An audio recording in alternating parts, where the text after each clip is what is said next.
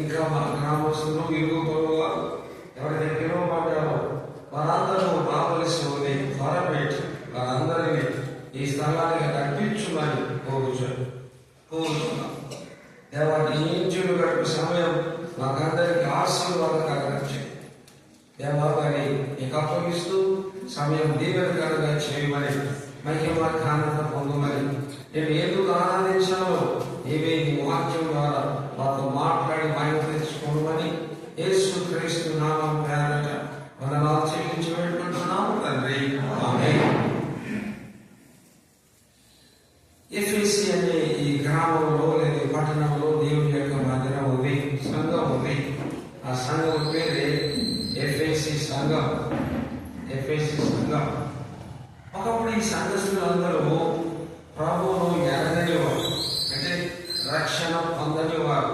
ఇంకా చెప్పాలంటే మారు మనసు అనుభవం లేనివారు, యేసు క్రీస్తును హృదయంలో చేర్చుకోలేనివారు.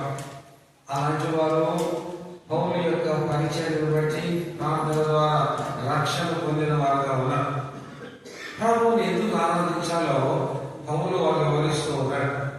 ఎఫెసీ పత్రిక 3వ వచనం మనందరం చదువుకున్నాం. మన ప్రభు అయిన యేసు క్రీస్తు స్తుతింపబడును.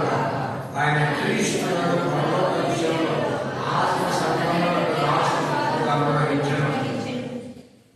తండ్రి అయినటువంటి దేవుడు స్తుతింపబడును గాక. స్తుతులు అంటే నమస్కారం చేయడం, వందనాలు చేయడం. మన క్రిస్మస్ పండుగ చేశారు కదా, సాగిలో పడి ఆరాధించారు. జ్ఞానులు సాగిలో పడ్డారు, అంటే ఓర్లో పడి రాజు దగ్గర. ఆ దినాల్లో రాజు దగ్గర ఎవరైనా మనుషులు వస్తే శాస్త్రాల నమస్కారం ఓర్లో పడతారు. అయ్యా నువ్వు గొప్ప వ్యక్తివి, మేము చాలా అల్పులం, దుమ్ము ధూళి వంటి వారిని అని ఓర్లో పడతారు. దాన్ని సాగిలో పడటం అంటే సంపూర్ణంగా తగ్గించుకొని, నీవు చాలా గొప్ప వ్యక్తివి, మేము చాలా చిన్నవాళ్ళం. దాని పేరే సాగిల పడటం. నువ్వు చాలా గొప్ప వ్యక్తివి, నీ ముందు నిలబడటానికి కూడా ఎదురు కావాలి అని ఆయన గొప్పతనాన్ని తెలియజేస్తూ, వీరు తగ్గింపును తెలియజేస్తూ సాగిల పడి ఆరాధించారు. జ్ఞానులు ఆరాధించాలని ఉంది. ఇక్కడ దాని స్తుతులు చెల్లించడం మాట. ఎందుకు స్తుతులు చెల్లించాలంటే రాయబడిన మాట చూడండి. తండ్రి యొక్క దేవుడు స్తుతింపబడును గాక. దేవుడిని స్తుతించాలి, యేసు క్రీస్తు ద్వారా స్తుతించాలి. ఎందుకంటే యేసు క్రీస్తునందు నీకు నాకు పరలోక విషయంలో ఆయన మనకు అనుగ్రహించిన ఆత్మ సంబంధమైన ప్రతి ఆశీర్వాదాన్ని బట్టి. ఎందుకు తండ్రి యొక్క దేవుడు స్తుతించబడాలి అంటే యేసు క్రీస్తు ద్వారా మనం పొందినటువంటి పరలోక సంబంధమైన ప్రతి ఆశీర్వాదాన్ని బట్టి. ఎందుకు స్తుతించాలి? తండ్రిని స్తుతించాలి. ఎందుకు స్తుతించాలి అని అంటే యేసు క్రీస్తు ద్వారా మనం పొందినటువంటి ప్రతి విధమైన పరలోక సంబంధమైన ఆశీర్వాదాలను బట్టి. యేసు క్రీస్తు ద్వారా మనందరికీ 2 రకాల ఆశీర్వాదాలు ఉన్నాయి. 2 రకాల ఆశీర్వాదాలు. మొదటి ఆశీర్వాదము పరలోక సంబంధమైన ఆశీర్వాదం. యేసు క్రీస్తు లోకానికి ఒక మాట చెప్తా. క్రిస్మస్ సీజన్ అయిపోయింది, ఇంకా ఆ సీజన్ లో ఉన్నాం, తప్పేలే. యేసు క్రీస్తు లోకానికి ఇమ్మానుయేలు దేవుడుగా వచ్చాడు. యోసేపు అంటాడు ఆయన ఇమ్మానుయేలు పేరు పెట్టము. రెండవది యేసు క్రీస్తు లోకానికి రక్షకుడుగా వచ్చాడు. మూడవది సమాధానకర్తగా వచ్చాడు. నాలుగవది రాజుగా వచ్చాడు. అది వింటున్నారు? అందుకు అర్థమవుతుందా? కొంచెం నేను గ్రహిస్తాను మీరు ఏ లెవెల్లో ఉన్నారు. ఈ లోకానికి యేసుక్రీస్తు వచ్చినప్పుడు 4 విషయాలు ఆయన రక్షకుడుగా వచ్చాడు అన్నాడు. ఆయన తన ప్రజలను వారి పాపముల నుంచి రక్షించుగా ఆయనకు యేసు అని పేరు పెట్టము. యోసేపు అంటాడు ఆమెకు కుమారుని కంటుంది అంటూ ఆయన ఇమ్మానుయేలు పేరు పెట్టము. దేవుడు మనకు తోడు. అలాగే పరలోకంలో దూతగా సమూహంగా ప్రార్థన చేస్తూ పాట పాడలేమని ఆయన తన భూమి మీద తన ఇష్టమైన వ్యక్తులకు సమాధానము కలుగునుగాక. సమాధానకర్తగా వచ్చాడు. జ్ఞానులు ఆయన యూదులు కాస్త కూర్చున్న వాడు ఎక్కడ. సో ఆ రెండు మత్తయి సువార్తలో మత్తయి సువార్తలో యేసు ప్రభు జన్మలో 4 పేర్లు వాడబడ్డాయి. ఆయన రక్షకుడు అని, ఇమ్మానుయేలు అని, సమాధానకర్త అని, రాజులని. యేసు క్రీస్తు మన అందరినీ ఆశీర్వాదాలు అనుగ్రహించినాడు. ఎన్ని రకాల ఆశీర్వాదాలంటే, ఉదయకాలం ప్రభువును ఆరాధించే నిమిత్తమై ప్రభు ద్వారా మనం పొందిన ఆశీర్వాదాలు 2 రకాల ఆశీర్వాదాలు పొందాం. మొట్టమొదటి ఆశీర్వాదం ఏంటంటే పరలోక సంబంధమైన ఆశీర్వాదం. ఏం రాబడి ఆయన క్రీస్తునందు పరలోక విషయంలో ఆత్మ సంబంధమైన ఆశీర్వాదం. ఏం ఆశీర్వాదం? ఆత్మ సంబంధమైన స్పిరిచువల్ బ్లెస్సింగ్స్, ఆత్మ సంబంధమైన ఆశీర్వాదం. నాకు సమయం లేదు కానీ నేను మళ్ళీ చెప్పాలనే విషయం మీకు చెప్పాలని చాలా భారంగా ఉంది. వెలుగోడు సంఘం చాలా పురాతనమైన సంఘం. ఈ సంఘం పెట్టి ఎంతకాలం నాకు తెలియదు కానీ 35 సంవత్సరాల సంఘం. నేను చాలాసార్లు వచ్చాను ఇక్కడికి. సరే, అనేక సంఘాలు నెక్స్ట్ క్వశ్చన్ నేర్చుకోవడం దేవుని కృప. ఇక్కడ ఏంటంటే దేవుడు యేసు క్రీస్తు ద్వారా మనం పొందినటువంటి 2 రకాల ఆశీర్వాదాలు. మొదటి ఆశీర్వాదం పరలోక సంబంధమైన ఆశీర్వాదం. ఏంటి పరలోక సంబంధమైన ఆశీర్వాదం? ఈ లోకము శాశ్వతం కాదు, ఈ వెలుగుడు శాశ్వతం కాదు, తెలుగు ప్రాజెక్ట్ శాశ్వతం కాదు, మన జీవితం శాశ్వతం కాదు.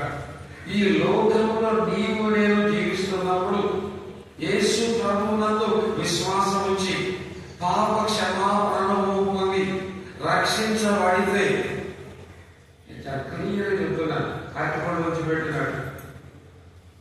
ఈ మనసు దగ్గర పెట్టి ఉండాలా?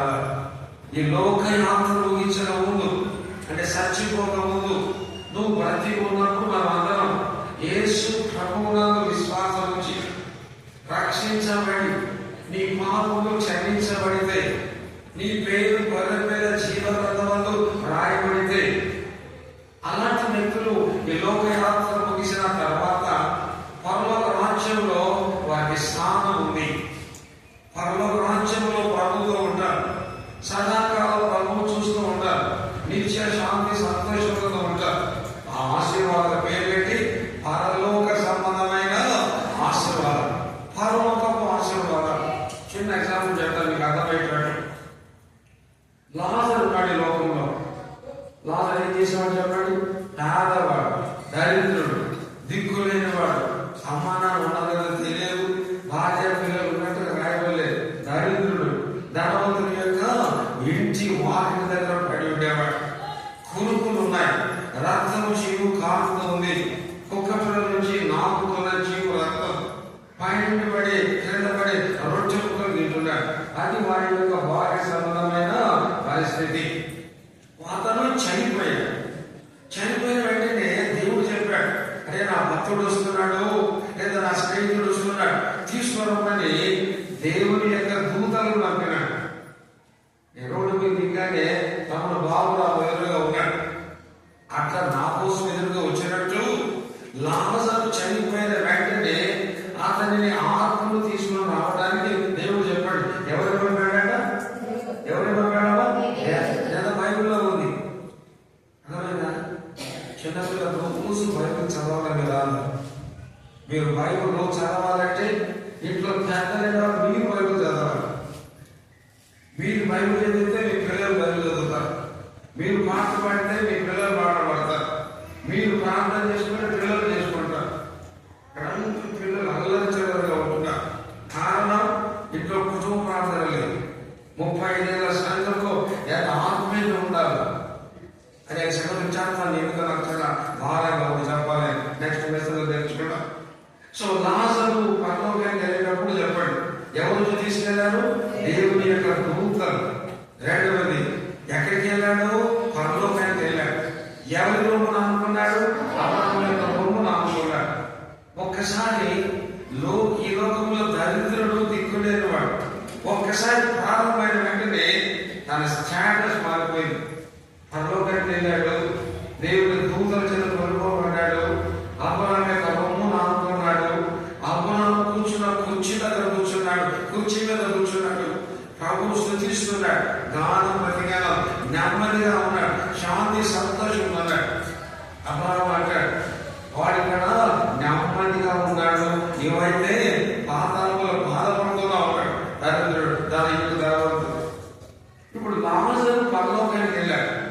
తన స్టేటస్ మారింది, శరీరం మారింది, స్థితిగతులను మారినాయి, నెమ్మదిగా సంతోషంగా ఉన్నాడు.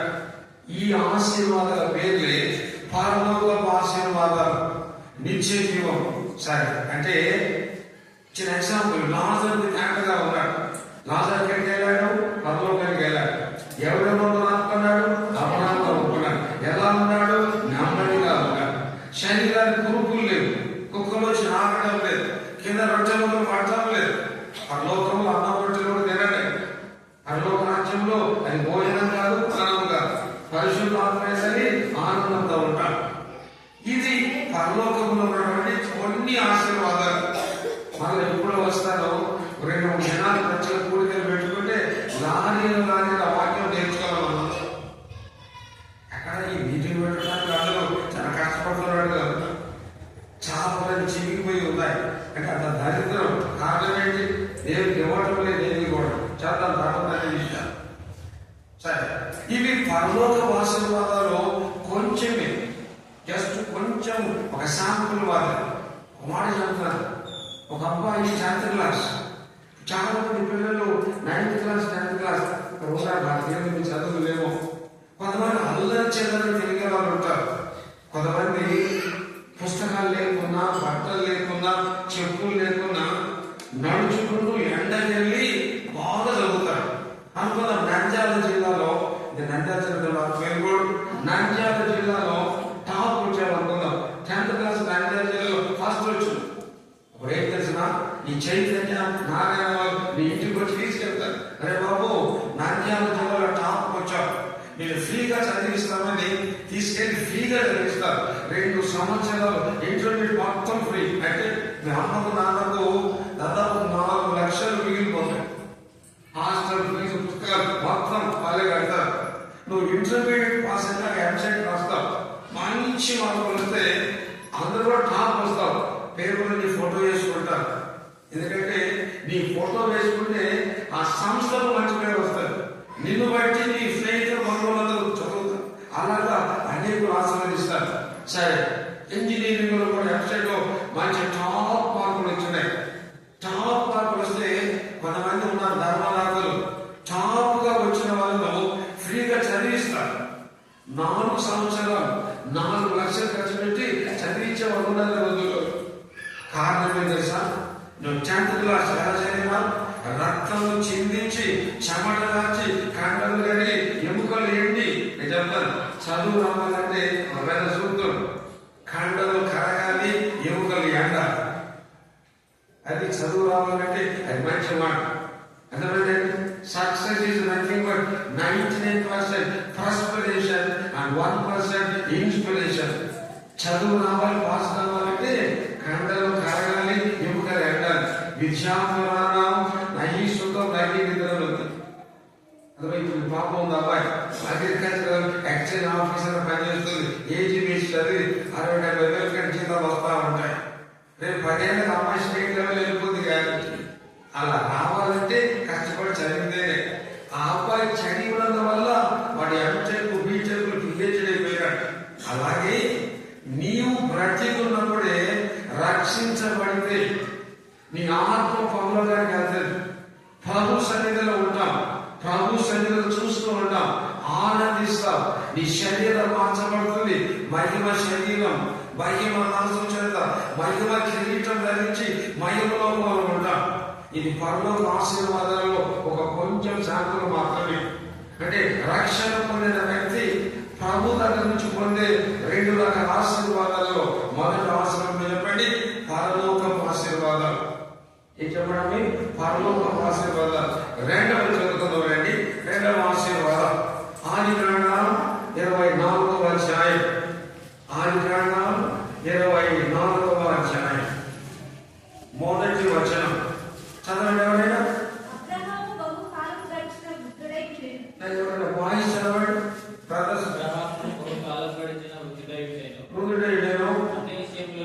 అన్ని విషయంలోనూ అబ్రహాము వయసు మీద వృద్ధుడైపోయాడు. వాక్యం ఏం రాబడిందంటే అన్ని విషయంలో యెహోవా దేవుడు చెప్పడం. ఎవరు ఆశీర్వదించాడంట? నెక్స్ట్ పేజీ చెప్పండి. 24వ అధ్యాయము 34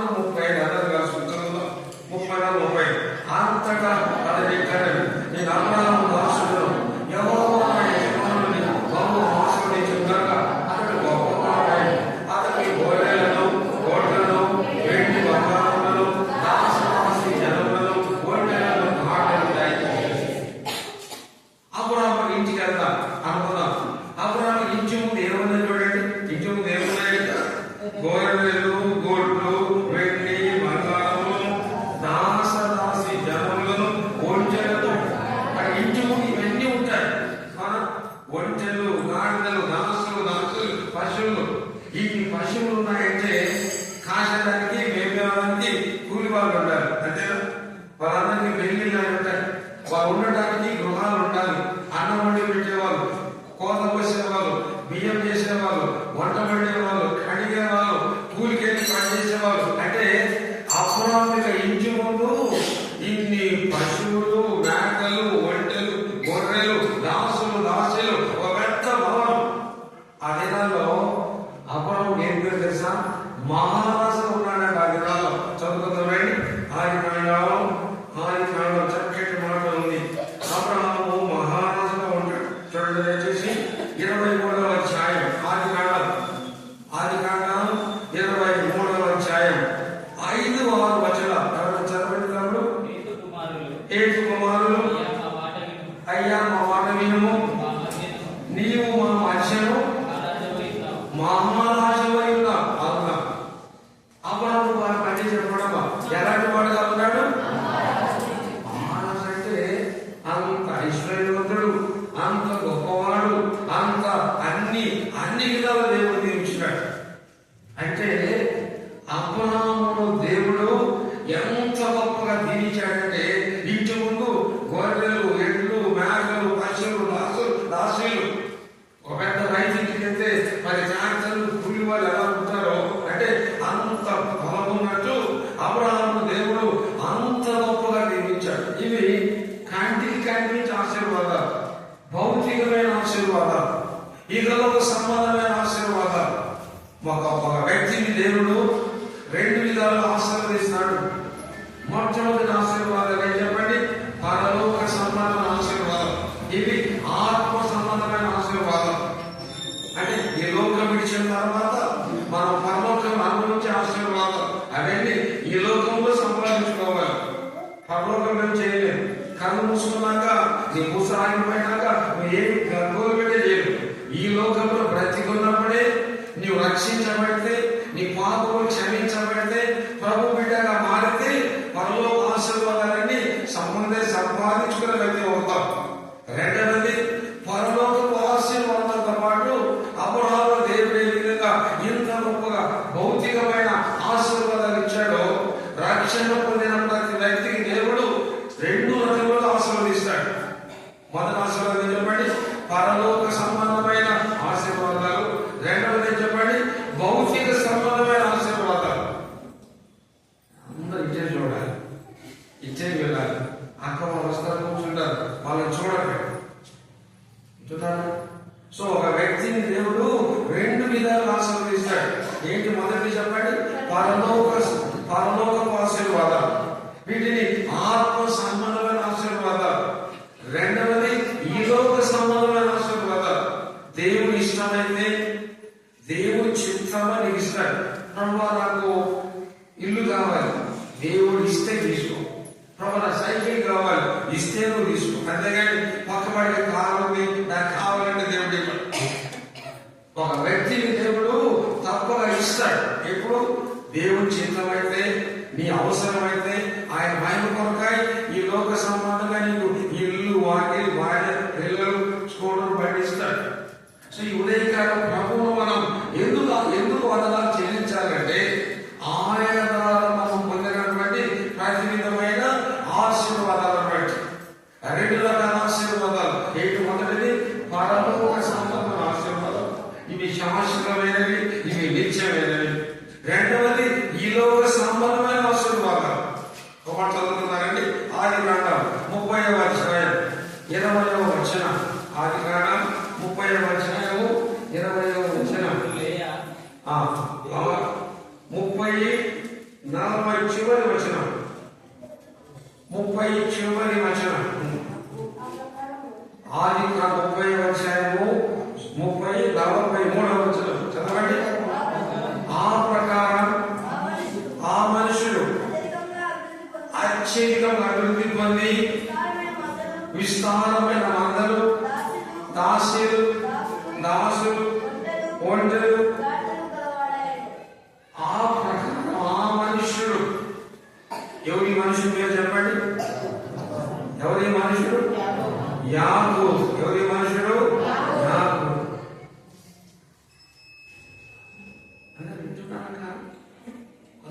చాలా చాలా సీరియస్ కూర్చున్నారు. కొంచెం మనసు నెమ్మది వెళ్ళండి. ఏదో కొంప మురిగినట్లు వికారంగా కూర్చోకండి.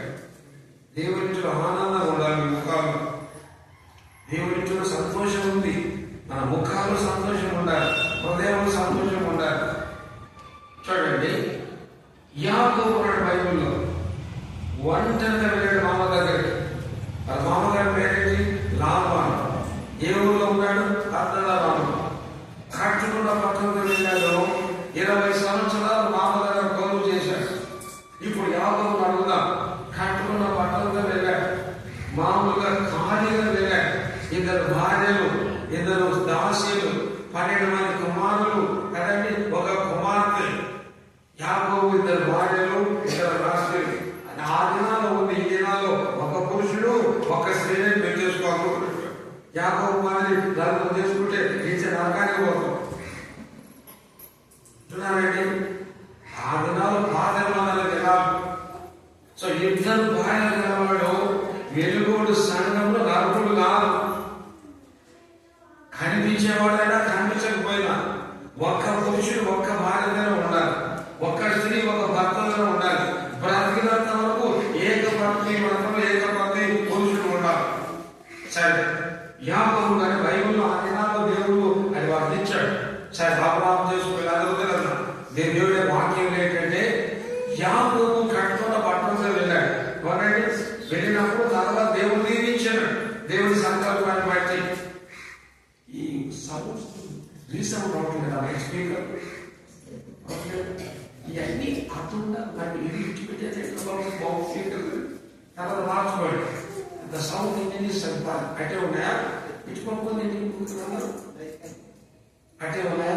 సరే, సంథింగ్ స్ట్రేంజ్ గా అనిపిస్తాను. నేను మైక్ సిస్టమ్ పెట్టుకుంటున్నా. సరే, అలా వింటున్నాను. నేను కొంచెం యాకోబు ఇప్పుడు చూడండి, యాకోబు ఏమన్నాడంటే విస్తారమైన ఏమన్నా విస్తారమైన మందలు అని చెప్పండి, దాసులు దాసులు గాడి అంటే ఒంటరిగా యాకోబు దేవుడు ఇంత గొప్పగా దీవించాడు. ఈ ఆశీర్వాదాలు ఏంటంటే మామూలుగా భార్య సంబంధమైన ఆశీర్వాదం. ఒక వ్యక్తిని దేవుడు 2 విధాలు ఆశీర్వదిస్తాడు. ముందు నల్లగా ముందు నువ్వు దీవించబడ్డావా సహోదరి? నువ్వు ఆశీర్వదించబడ్డావా? లేకపోతే శాపగ్రస్తునిగా ఉన్నావా? ఎవరైనా ప్రభు మనం ఆశీర్వదించాలంటే, ప్రభు స్తుతించాలంటే ఆయన ద్వారా మనం పొందినటువంటి ఆశీర్వాదాలు. ఆశీర్వాదం అంటే ఏంటి? ఆయన పొందిన మేలును బట్టి కదండి. నువ్వు రోడ్డు మీద చూస్తావు, నడుచుకుంటూ వస్తా ఉన్నావు, ఒక బ్రదర్ స్కూటర్ మీద ఇచ్చాడు, దీనికంటే నమస్కారంగా అంటాం. అలాగే ప్రభు ద్వారా మనం పొందిన ప్రతి మేలుకు ప్రభు మననాలు చెల్లించాలి. వాటి మేలులు అంటాం, ఆశీర్వాదాలు అంటాం. సో 2 రకాల ఆశీర్వాదాలు ప్రభు మనకు సిద్ధం చేసి పెట్టాడు. మొదటి ఆశీర్వాదం పరలోకం సంబంధమైన ఆశీర్వాదం, రెండవది ఈ లోక సంబంధమైన ఆశీర్వాదం. ఈ 2 సంపాదించుకోకపోతే నీ బ్రతుకు వేస్ట్. గుర్తుపెట్టు, బైబిల్లో మాట ఉంది, ఒకడు సర్వలోకం సంపాదించుకొని, ఎవరు చెప్పండి, సర్వలోకం సంపాదించుకొని తన ప్రాణం పోగొట్టుకుంటే వాడికి ఏమి పరలోక రాజ్యంలో ఆశీర్వాదాలు, ఈ లోకంలో ఆశీర్వాదాలు. యోగుల గురించి ఒక మాట రాయబడింది. ఆ దినాల్లో యోగు వంటి ధనవంతులు 7 రాయబడి ఉంది.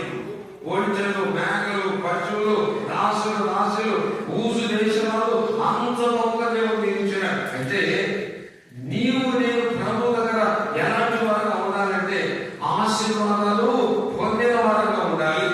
ఆశీర్వాదాలు పొందిన వారమై ప్రభువును ఆరాధించే వారంగా ఉండాలి. ఒక మొదటి ప్రశ్న, నువ్వు ఆశీర్వదించబడ్డావా? రెండవది, ఇతరులకు ఆశీర్వాదకరంగా ఉన్నావా? నీవు ఆశీర్వదించబడాలి, ఇతరులకు ఆశీర్వాదకరంగా ఉండాలి. అంటే అర్థమైన కోవిడ్ దినాల్లో చాలా నెగిపోయారు. ఇంట్లో ఒకరికి కోవిడ్ వస్తే ఇంటి మొత్తాన్ని నడుచుకుంటారు కాదు. అలాగే నీవు నేను ఆశీర్వదించబడితే ఇతరులకు ఆశీర్వాదకరంగా ఉండాలి. నీవు ఆశీర్వదించబడ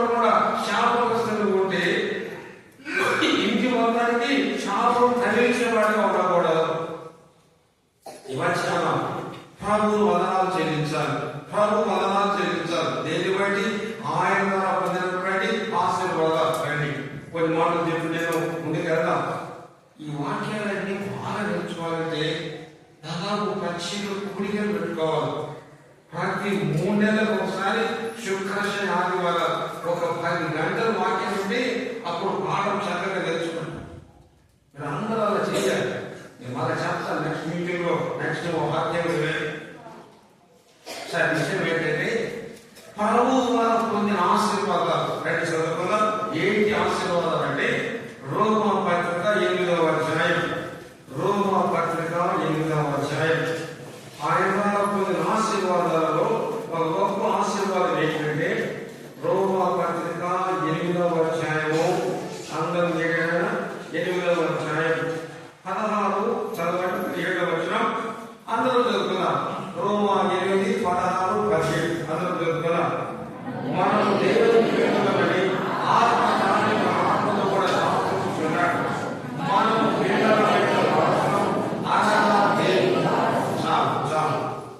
ఇక్కడ ఒక చక్కటి పదం వాడబడింది.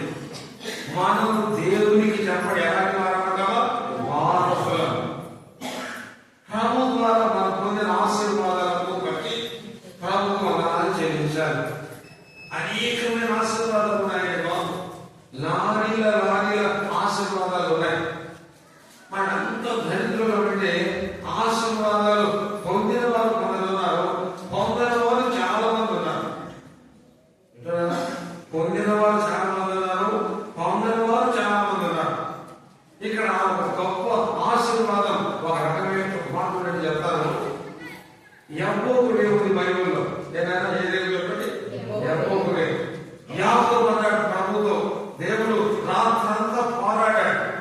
యాకోబు అన్నాడు, దేవుడు అన్నాడు, అరే యాకోబు చాలా బాగుంది, నేను వెళ్ళిపోవాలన్నాడు. ఏమన్నాడు యాకోబు తెలుసునా? జాంతానే నీవు వెళ్ళాలంటే నన్ను ఏం చేయాలి చెప్పండి? నువ్వు ఆశీర్వదించబడ్డాడు, సాధించుకున్నాడు. బైబిల్ అక్కడ దేవుడు ఆశీర్వదించాడు. యాకోబు అనగానే దేవుడితో మనిషితో పోరాడి గెలిచి ఆశీర్వదించబడ్డాడు. ఏషావు అన్నాడు బైబిల్లో, ఇంటికి పెద్ద కొడుకు అతనే ఆశీర్వదించబడాలి, కానీ పోగొట్టుకున్నాడు. ఏడుస్తాడు. ఇస్తాడు నా తండ్రి నన్ను కూడా ఆశీర్వదించు, నా కోసం ఒక్క ఆశీర్వాదం లేదు అంటాడు. ఏడుస్తాడు. ఎలుగెత్తి ఏడ్చి అయ్యా తండ్రి నన్ను కూడా ఆశీర్వదించు అంటే ఇస్తాడు. ఆయన ఆశీర్వాదాలు ఏమి లేవు బాబు, నీవు అతనికి ఆశీర్వాదం అంటే యాకోబేమో కమాండ్ చేసి డిమాండ్ చేసి ఆశీర్వదించబడ్డాడు. ఏషావు ఎలుగెత్తి ఏడుస్తూ ఉన్నాడు. మనం ఎలాంటి వాళ్ళగా ఉండాలంటే ఏషావు వారిని యాడ్చే వాళ్ళగా ఉండకూడదు. ప్రభు దగ్గర ఏం చేయాలంటే ఆశీర్వాదాలు ఉన్నాయి, అడిగి డిమాండ్ ప్రభు నన్నెందుకు ఆశీర్వదించావు? సరే, ఒక ఆశీర్వాదాల్లో ఒక శ్రేష్టమైన ఆశీర్వాదం ఏంటంటే వారసులం. ఏం చెప్పండి? వారసులం. వారసులు అంటే ఎవరు చెప్పండి? వారసులు అంటే ఎవరండి? మీ పిల్లలు మీ ఆస్తి వారసులు. అవునా? వెలుగుడులో మీకు ఇల్లు వాకిలు ఉంది, రిజర్వాయర్ 10 ఎకరాల స్థలం ఉంది, భూమి ఉంది. ఈ ఆస్తిని మీ పిల్లలు పంచుతారు అంతే. వారసులు అంటే నీ కడుపును వచ్చిన పిల్లలు. అవునా? నీ కడుపును వచ్చిన పిల్లలు వారసులు అవుతారంటే నీ కడుపున వారు వచ్చారు, నీవు సంపాదించి దాచిపెట్టిన ప్రతిదీ కూడా వాళ్ళు పంచుకుంటారు. వారసులు అంటే నీ ఆస్తిని పంచుకునేవారు, నీ ఆస్తిని వాడుకునేవారు, నీ ఆస్తిని ఉపయోగించుకునేవారు, నీ ఆస్తిని అనుభవించేవారు. వాళ్ళు ఏమి చేయలేక నీ కడుపును పుట్టారంటే నీవు కష్టపడ్డావు, చెంపగాల్చినావు, ఎండవాళ్ళు కలిసినావు, కొన్ని ఆస్తులు సంపాదించి పెట్టావు. సరే పెళ్ళైంది, పిల్లలు పుట్టారు. నీకు పుట్టిన పిల్లలు నీవు కష్టపడి సంపాదించిన ఈ ఆస్తిని అన్నిటినీ అనుభవిస్తారు. అలాంటి వారి పేరే చెప్పండి? వారసులు. అర్థమవుతున్నారు? వారసులు ఏంటో చెప్పండి. ఇప్పుడు నీ కడుపున పుట్టిన వారు వాళ్ళు ఏం చేస్తారు? నీవు సంపాదించిన ఆస్తిని అనుభవించేవారు. ఈ నీ కడుపున పుట్టారు కాబట్టి అనుభవిస్తున్నారు. అలాగే యేసు క్రీస్తునందు నీవు నేను విశ్వాసం ఉంచిన వారైతే ఆయన పిల్లలు ఉంటాం. ఎప్పుడైతే యేసు చదవండి యోహాను సువార్త 1:12 చదవండి త్వరగా. యోహాను 1:12 తన్ను ఎందరు అంగీకరించిరో వారికి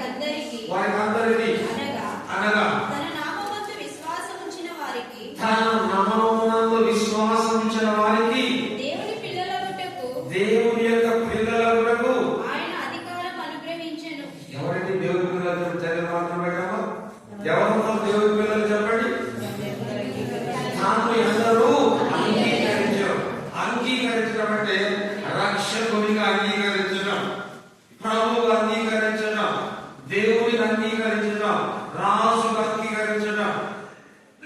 ప్రభా నీవు నా రాజును నేను అంగీకరిస్తున్నా, రక్షకునిగా అంగీకరిస్తున్నా, నా యజమానిగా అంగీకరిస్తున్నా, నీ మాట వింటాను, నీకు లోబడతాను, నీ యందు విశ్వాసం ఉంచుతాను అని ఎవరైతే యేసు క్రీస్తునందు విశ్వాసం ఉంచి రక్షకునిగా, ప్రభువుగా, రాజుగా, తండ్రిగా అంగీకరిస్తారో, రక్షించబడతారో వాళ్ళందరూ చెప్పండి దేవుడికి ఏమవుతారు చెప్పడమ్మా.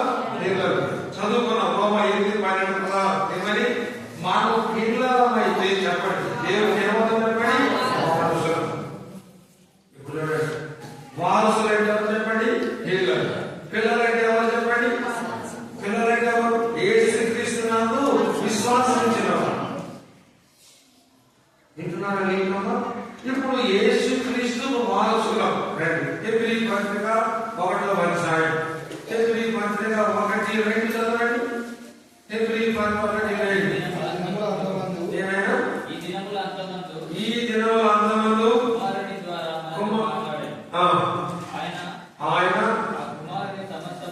ఆయన కుమారుని సమస్తమునకు వారసునిగా నియమించను. సార్ యేసు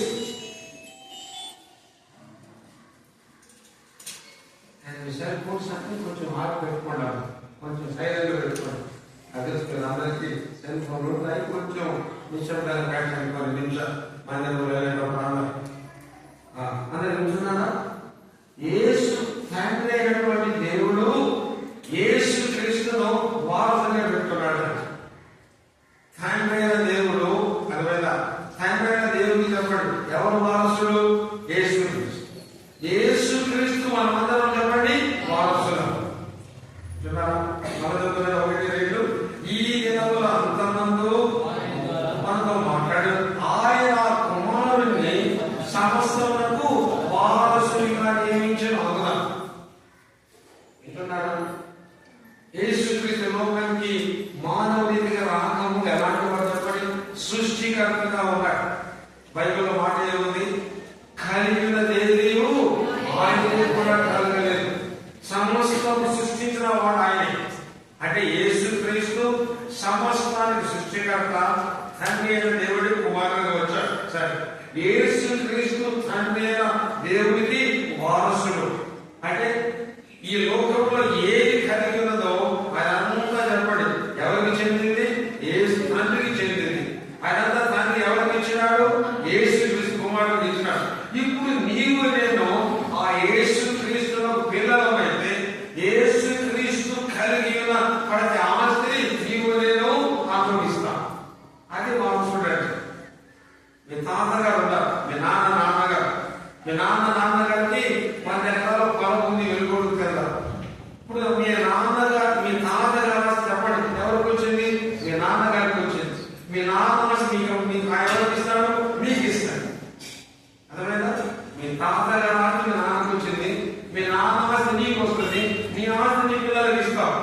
అలాగే యేసుక్రీస్తు తండ్రికి వారసుడు. అదే యేసుక్రీస్తు ఎవరికి వారసుడు. తండ్రికి వారసుడు. ఇప్పుడు మనమందరం చెప్పండి ఎవరికి వారసులం.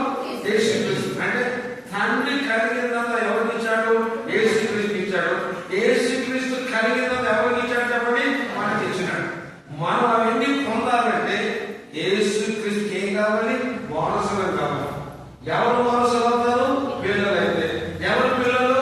యేసుక్రీస్తును అంగీకరించిన వారు. ఇది లింక్ అన్నమాట. సరే, వారసులుగా నీవు నేను ఏమి పొందుకుంటా. ఇది పరలోక ఆశీర్వాదాలు. సో వారసులు మీ నాన్న అంటారు అరే నీకోసం 10 ఎకరాలు భూమి పెట్టారా, 20 లక్షలు బ్యాంకు పెట్టారా, 2 కార్లు ఉన్నారా, 10 వందల బంగారు ఉందిరా అని ఎలా నీకోసం తండ్రి అయిన దేవుడు దాచిపెట్టాడో, అదే నాన్నగారు దాచిపెట్టారో అలా వచ్చాను నంజాల నుంచి అలా కూర్చోబెట్టేసి కూర్చోండి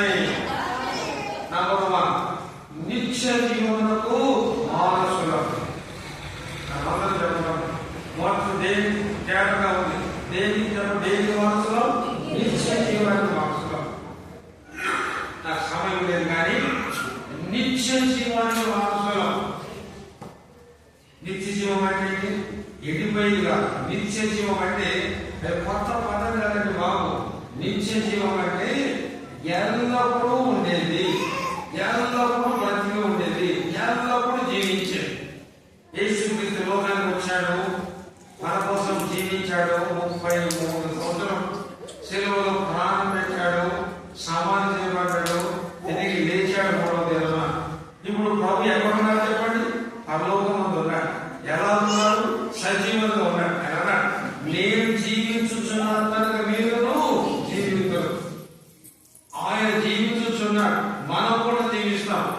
ఎవరైతే యేసు క్రీస్తునందు విశ్వాసం ఉంచారో, ఎవరైతే యేసు క్రీస్తునందు విశ్వాసం ఉంచారో, యేసు క్రీస్తు దినం సజీవుడుగా ఆయన ఒక ప్రధాన యాజకుడుగా యుగయుగములు ఎలా జీవిస్తున్నాడో, నీవు నేను యేసు క్రీస్తు విశ్వాసం వలన ఆయన ఎలా జీవిస్తున్నాడో మనం కూడా ఆయనతో పాటు యుగయుగములు జీవిస్తాం.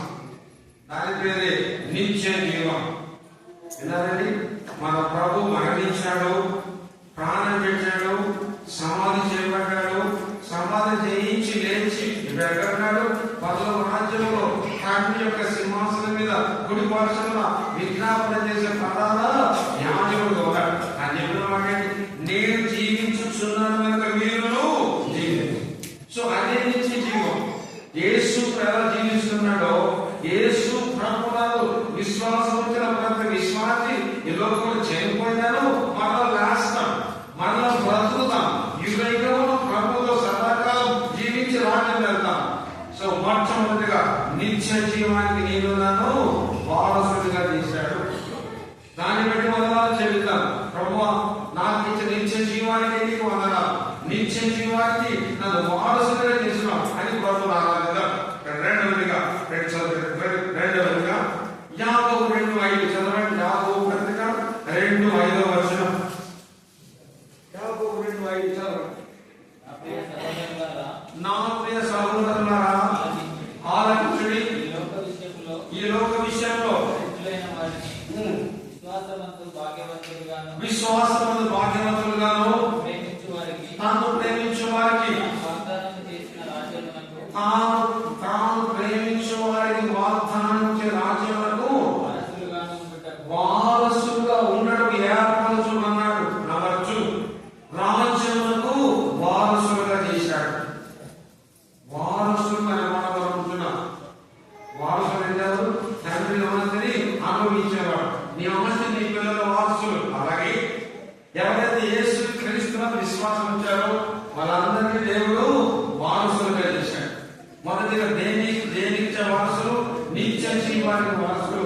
రెండవది రాజ్యములకు వారసులు. యేసు ప్రభు లోకానికి రాజుగా పుట్టాడు. ఏమన్నారు జ్ఞానులు? యూదులకు రాజుగా పుట్టినవాడు ఎక్కడ? పిలాతు యూదులకు నీవు రాజువా?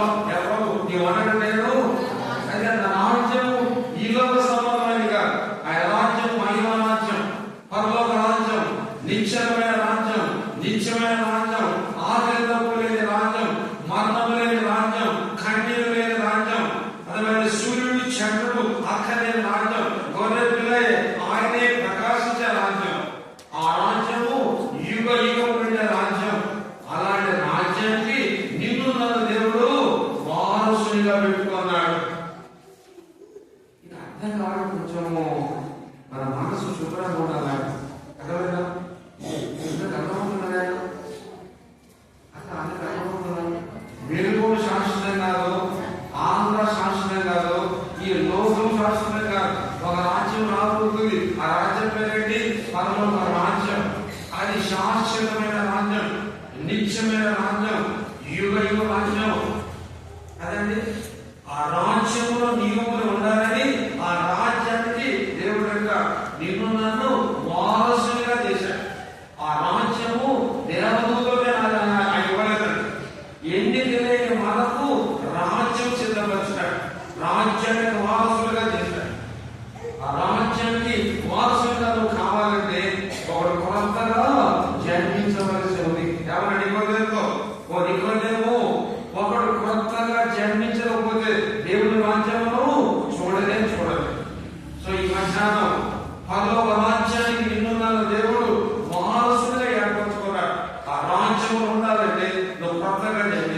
సరే ఉదయకాలం ప్రభా నిత్య జీవానికి నన్ను వారసులుగా చేసినావు, నేను ఆరాధిస్తున్నా. రెండవది ఒక చిన్న మాట, నువ్వు మారు మనసు పొందకపోతే నిత్య నరకానికి వారసులుగా అవుతావు. ఎట్లున్నాయి 10th class fail, 10th class pass అవ్వడు. నువ్వు రక్షించబడితే నిత్య జీవానికి వారసులుగా ఉంటావు. నాకు రక్షించబడకుండామంటే నిత్య నరకానికి అగ్ని పురుగు సాగు. అలాగే నువ్వు యేసు ప్రభువునందు విశ్వాసం ఉంచితే ఆయన సిద్ధపరిచిన రాజ్యానికి వారసులుగా అవుతావు. ఆ రాజ్యంలో సదాకాలం ఉంటావు. ప్రభుత్వ కలిసి యుగయుగములు రాజ్యం వెళ్తావు. రక్షించబడుకుంటే సైతాను రాజ్యం నిత్య నరకంలో యుగయుగములు కాలిపోయేవాడిగా ఉన్నావు. సో మొదటిది నిత్య జీవానికి వారసులు. రెండవది చెప్పండి రాజ్యానికి వారసులు. మూడవదిగా చదువుకున్నారండి రెండవ పేతురు గ్రంథం చదువుకున్నారండి. అలాగే గలతీ పత్రిక 3:29, గలతీ పత్రిక 3:29. మీరు క్రీస్తు సంబంధులైతే ఆ పక్షమందు అప్పుడు సంతానమై ఉండి వాగ్దాన ప్రకారం వాగ్దానములకు వారసులం. మూడవది చెప్పండి వాగ్దానానికి వారసులం. మన డిసెంబర్ 30 అయిపోయింది. చాలా మంది చూడండి మందిరం వాగ్దానాలు అందరూ పక్కన తీసుకుంటారు, పరిగెత్తి తీసుకుంటారు. ఈ వాగ్దానాలు నెరవేర్చబడాలంటే వారసులను మారాలని వాకు చాలా మంది తీసుకుంటారు. తరపు చూసేవారు కాదు. దేవుని వాక్యము అమూల్యమైనది, అమూల్యమైన వాగ్దానాలు. ఆయన అబద్ధం ఆడని దేవుడు. అవునంటే అవును, కాదంటే కాదు. భూమి యొక్క సమస్త గతించుమైనా దేవుని మాటలు గతించు. అంటే ఆయన చెప్పిన వాడు నెరవేరుస్తాడు. మాట ఇచ్చి నెరవేర్చేవాడు. ఆయన అబద్ధం ఆడని దేవుడు. కాబట్టి ఈ ఉదయకాలం ప్రభు ఎందుకు ఆరాధించే ప్రభావం ఎందుకు ఆరాధించాలి? ప్రభావ నీవు నాకు వాగ్దానాలు ఇచ్చినావు, నెరవేర్చబోతున్నావు. నాకు మాట ఇచ్చినావు, నెరవేరుస్తావు.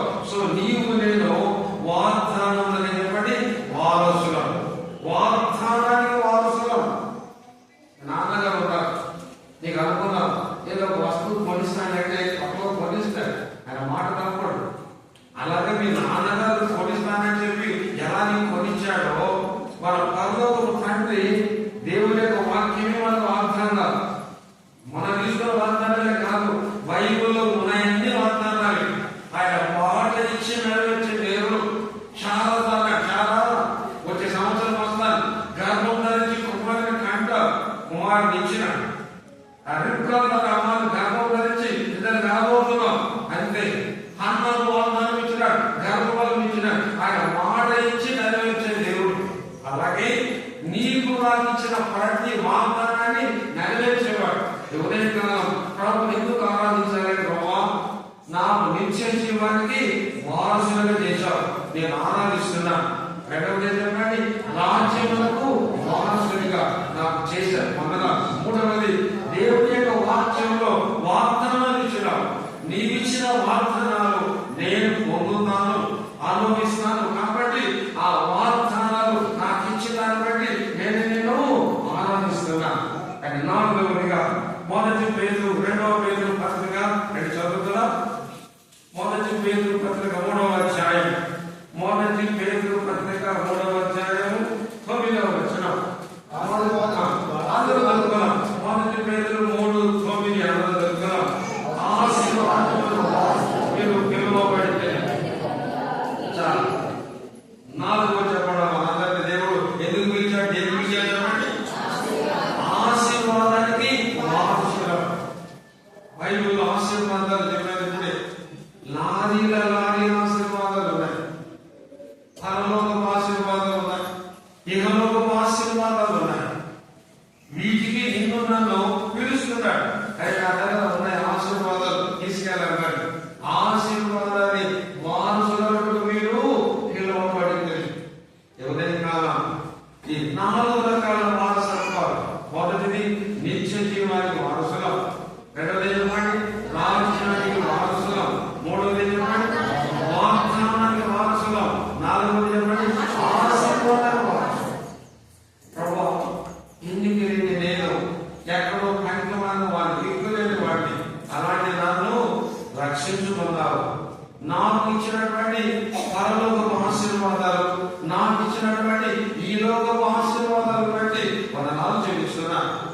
లోకపు ఆశీర్వాదాల కంటే తండ్రి శ్రేష్టమైన పరలోకపు ఆశీర్వాదాలు వారసులుగా చేసుకున్నాను. నాకు ఇచ్చిన ఈ వారసులను బట్టి నేను ఆరాధిస్తున్నానని ఈరోజు స్పెషల్ డే క్లుప్తంగా ఆరాధిద్దాం. కొన్ని చెప్తారు, కొన్ని నిమిషాలు ఆరాధించి చివరి వర్తమానానికి చాలా సమయం కావాలి. మన దేవుని మాటలను ఆస్వాదించి మనమందరం ప్రభువును ఆరాధిద్దాం.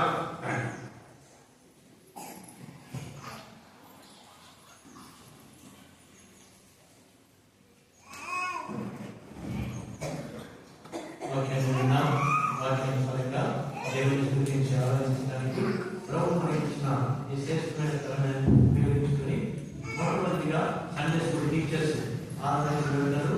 ఆ తర్వాత ఒక సహోదరుడు ఒక సహోదరి క్రమంగా జాగ్రత్తగా వినండి, క్లుప్తంగా మిగిలాడు అందరికీ అవకాశం ఉన్నట్టు ఈ యొక్క నేను మనకి ప్రత్యేకమైనగా దేవుడు అనుగ్రహించాడు.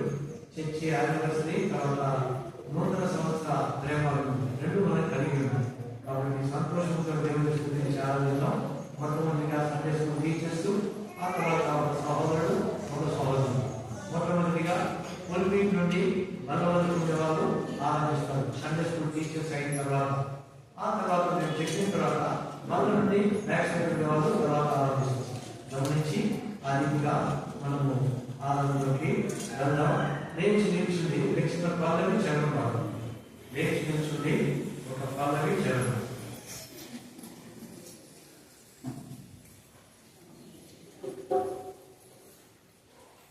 లైన్లలో దయచేసి సహోదరులు లైన్లలో క్రమంసారి ఉండండి. బ్రదర్స్ కానీ సిస్టర్స్ కానీ క్రమంగా లైన్లో